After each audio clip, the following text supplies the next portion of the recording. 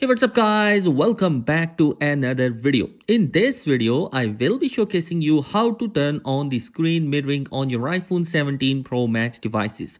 To do that, you just need to swipe from the top right corner to open up the control center. And in here, you will find out the screen mirroring option is going to be available. Tap on that. Right now, I have the MacBook Pro available for me, and if I press that, then the screen mirroring will be turned on.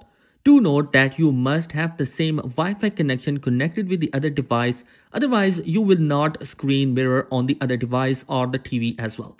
Now, if you don't find the screen mirroring on that particular control center, just tap on that empty area and select the Add Control Center. Tap on that.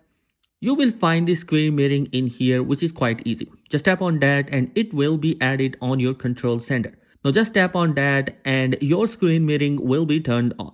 So guys, basically this is the simplest method through which you can screen mirror on your iPhone 17 Pro Max devices. Thanks for watching. Be sure to subscribe. Peace.